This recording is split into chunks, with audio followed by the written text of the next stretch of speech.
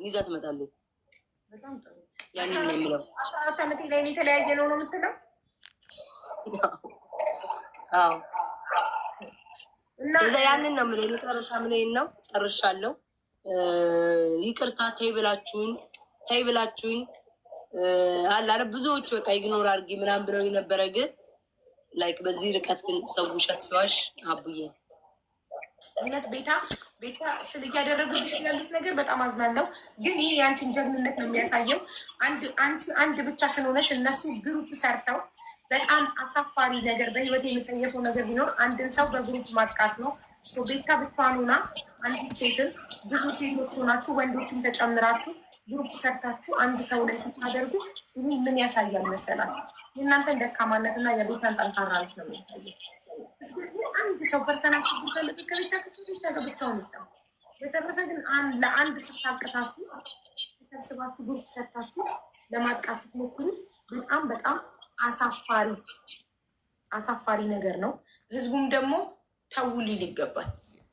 አንድ ከሆነ አያገባንም እንላለን እኮ አሁን አንድ ለብቻ ቢሆን አያገባኝም እላለሁ። ግን አንድን ሰው በግሩፕ ሲሆን ነው እኛም ዝም አንልም። ሁላችንም ኢትዮጵያውያን እህታችን ናት። ስለዚህ አቁሙ፣ ተዉ። አይ አንተውም ካላችሁ ይኸው እሷም ጥግ ድረስ ትሄድበታለች፣ በህግም ትጠይቃላችሁ በስም ማጥፋት ወንጀል። እንደገና ጉዳዩን ደግሞ እናጣራለን። እኔም ቪዲዮ ሰራለሁ ፎቶ አለጥፌ እናት ነኝ ካለች እንድትመጣ ኦኬ። ግን ቆያችሁ ቤታ ላይ በጣም በብዙ ነገር አንዴ ሰርጀሪ ተሰርታለች ትላላችሁ። ብትሰራ በገዛ ገለዋ በስፖርት ብትገዛ በዳይት ብትገዛ ምን አገባችሁ?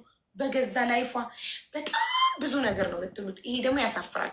አንድ ሰው ሲያቅታችሁ በፐርሰናል ላይፉ ትገባላችሁ፣ በሰውነቱ፣ በምኑ፣ በቤተሰቡ እና በጣም የሚያሳፍር ነገር ነው። አጸያፊ ነገር ነው እና እኛ ይህን በጣም እንጸየፋለን። ሼም ነው፣ ያሳፍራል። ሚዲያን ለብዙ ነገር መጠቀም እንችላለን። ለምን ህዝብ በጨዋታዋ በሳት ወደዳት? ሌላ ምን አረገች? በህዝብ ስለተወደደች ብቻ። አሁን ቤታ ቪው ባይኖርሽ ፎሎ ባይኖርሽ ሰው ባይወድሽ እኮ ማንም ዞር ብላ ያይሽም ነው ዳት አቡ ምን ብዬ እንደጠየኳቸው ታውቂያለሽ ማለት ነው። ሁለት ጥያቄ አለኝ ለዚህ ለሚንጫጫው ህዝብ ማለት ነው። ይህን የሚወዱኝን ምንም የማይናገሩ ጥጋቸውን የያዙትን አለ ለሚንጫጩት ማለት ነው። ያኔ ለምን አላዩኝም? ያኔ እንዴት አልታየዋቸውም? እኔ ኮሌ ጥያቄ የሚኖርብኝ ሀቢባ 6 ዓመት እኮ 2020 ላይ ነው ምናምን 19 ሳያልቅ እኮ ነው የመጣሁትኝ ቲክቶክ ማለት ነው። ያኔ ለምን አላዩኝም? ያኔ ለምን አልተፈለግኩም? ያኔ ለምን ትኩረት አልኖረኝም? ያኔ ብልግናዬ ለምን አልታያቸውም?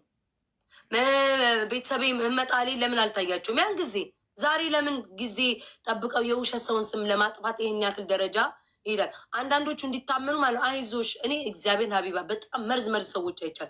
እንደው በአንድ ስሙ እንዲዋሹ ይሻላሉ። አንዳንዶች አይዞሽ እንደ እናቷን ብትሆን እኮ መብቷን ምናምን አውቀው በእናቷ እኔ እናቴን አስመስለው ማለት ነው። ከዛ ለእኔ ደግሞ ተቆርቋሪ መስለው ከስርኩ እያስገቡልሽ እኮ ሰው በቃ አለ አይደለ ጭንቅላት ውስጥ እንዲያምን ያ ነገር ነው ራሱ የገፋፋኝ ማለት ነው። እዚህ ደረጃ ያላሰበ ሰው ራሱ እንዲያስብ ማለት ነው። እንደዛ እንደሚፈረዋል ገባሽ? እኔ ደግሞ ማዋረድ አለብኝ። እኔ መተኛት የለብኝም በዚህ ነገር ማዋረድ ዲኤንኤ ኦፍኮርስ ዲኤንኤ ማሰራት ዲኤንኤ አለ እኮ ዲኤንኤ የሰለጠነ አዋንጭ ዲኤንኤ እዚህ በሰለጠነ ዘመን ዲኤንኤ የሚባል ነገር አለ። ማንም ላይ መቅጣፍ መዋሸት አይችልም። በቃ አሁን እኮ እዚህ እየጻፉኝ ደግሞ ትዝ አለኝ ረስቼው እንደሱ ይቻላል ማድረግ እንችላለን። እኔ ዝግጁ ነኝ ለምን ነገር እነሱን ለማዋረድ ጉድጓድ ቢሆንም እገባለሁ። ሀቢባ መድኃኒዓለም ነው የምልሽ ጉድጓድ ቢሆንም እነሱ ለማዋረድ ከዛ ህዝቡ አንቀሮ ተፋቷል። በዚህ ውሸታቸው ያን ያህል ርቀት የሚሄድበት አቡ ጌም እየተጫወተ ለምን ጌም እየተጫወተ ነው?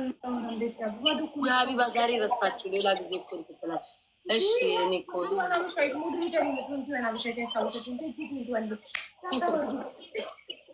ሀቡ ቁም ነገር ሆኖባት እንጂ ስለተናደድኩ ነው የምር ቤታ።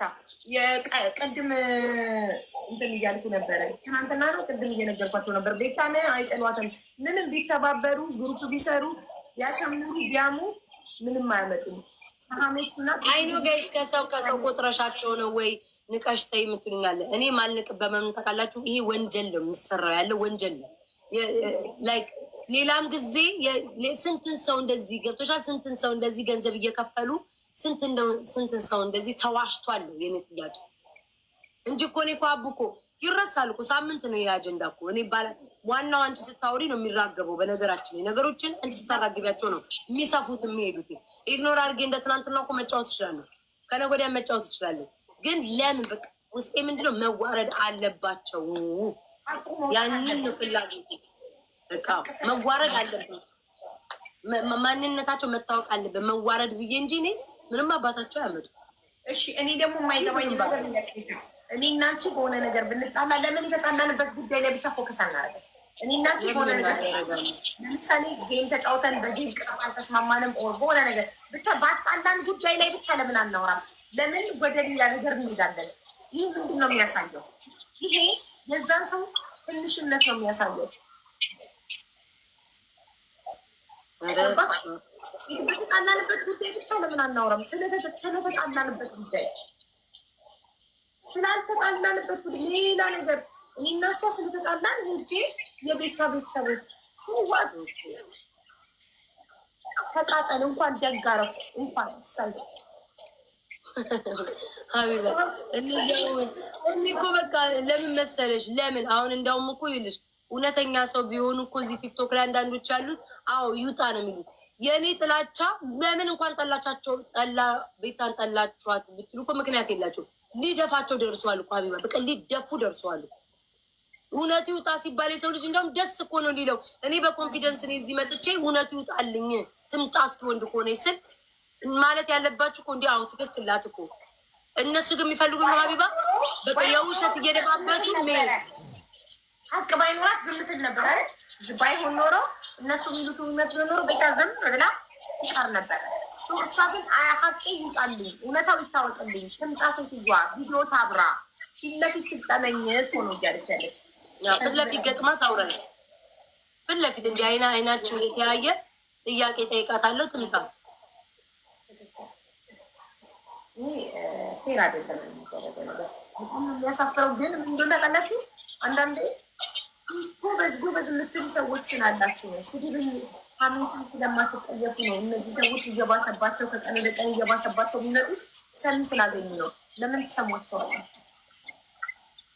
ለምን? ቅናት ግን መጥፎ በሽታ ነው ሀቢባ እግዚአብሔርን እንደ ቅናት መርዛል። ቅናት እኮ ብረትን ራሱ እኮ ያዝጋል አይደለም? የሰው ልጅ እንጨትን ራሱ ይበላል ቅናት። ብረትን ያዝጋል፣ እንጨትን ይበላል። ልክ እንደዛ ማለት ነው። የሰው ልጅ ይበላል፣ ይጨርሰዋል። ቅናት ደግሞ የሚመጣው ራሳችሁን ከሌላ ሰው ጋር ስታወዳድሩ ነው። ራሳችሁን ከማንም ሰው ጋር አታወዳድሩ። በቃ ሁሉም የራሱ ኳሊቲ አለው። ቤታ የራሷ ኳሊቲ አላት፣ ሀቢባ የራሷ ኳሊቲ አለ፣ ከሌ የራሷ ኳሊቲ አለ። ሁሉም የራሱ ኳሊቲ አለው። ማንም ከማንም አይወዳደርም። ፀሐይና ጨረቃ ይወዳደራል እንዴ? ቅናት የሚመጣው የእነዚህ ይለያል፣ የእነዚህ ይለያል። አቡ ጌታ ምስክር ነው። እኔማ በአካል ቢያገኝ ሰባቱ ነው ያለሽ አጠፋልሻለሽ። አይ ችግር የለም ቅድም ሶሪ ጋይስ ቅድም ጊፍት የሰጣችሁን ቴንኪው ሶ ማች በጣም ነው የማመሰግነው። ውስጤ ዛንትን ስላለ ሶሪ በጣም በደንብ አላመሰግንኳችሁ። ማኪን አመስግኑልኝ። ቴንኪው ማኪ በጣም ነው የማመሰግነው።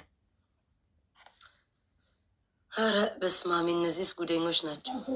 ባይዘዌ ግን አንዳንዴ ሰዎች እንደዚህ ሲነሱብሽ ያስጠሉሽ ይመስላቸዋል።